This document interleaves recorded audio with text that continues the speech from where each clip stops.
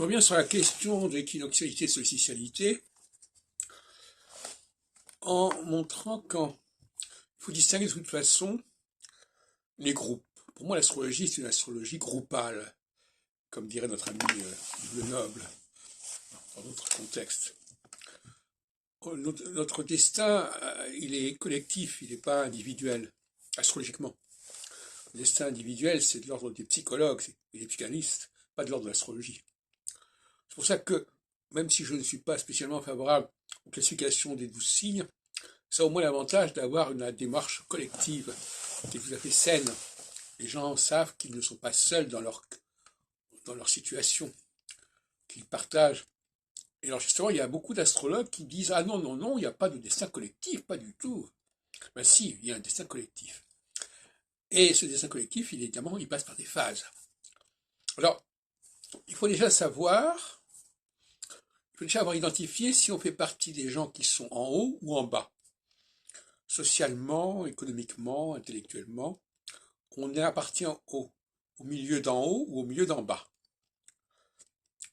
En sachant que les phases font que parfois les gens d'en bas montent vers le haut, les gens d'en haut descendent vers le bas.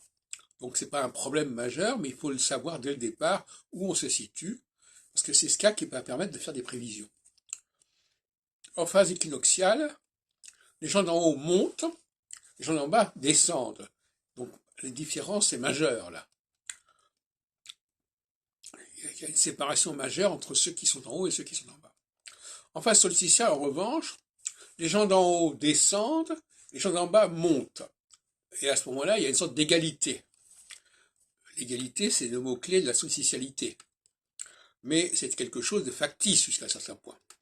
Mais qui va être sous-tendu par une langue commune, par un certain nombre de pratiques communes, qui vont transcender les différences, qui vont occulter les différences, qui vont même nier les différences.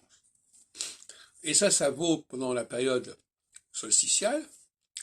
Et en période équinoxiale, il y a un retour vers la réalité, c'est-à-dire qu'à nouveau, il y a le sentiment que on est en haut ou on est en bas et que ça ne se confond pas. Par ailleurs, c'est toute la durée de la phase qui va faire que les choses vont se mettre en place. Il ne faut surtout pas donc avoir une idée ponctuelle, voilà, la conjonction n'est pas un moment particulier, c'est un point de départ. Et la conjonction, elle vaut pour un certain nombre de durées.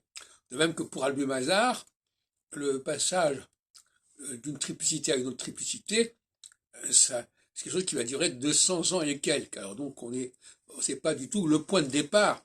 La conjonction Jupiter-Saturne, c'est un point de départ, mais c'est un point de départ qui va continuer jusqu'à une autre conjonction qui va y mettre fin.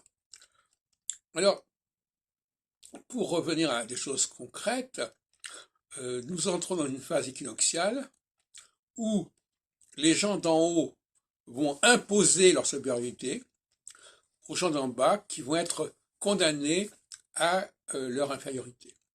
Et inversement, en phase solsticiale, il va y avoir une humiliation des gens d'en haut qui vont descendre de leur perchoir, de leur piédestal, et les gens d'en bas, en revanche, vont reprendre du poil de la bête, etc. Et on va retrouver cette égalité dont je parlais tout à l'heure. On va y revenir.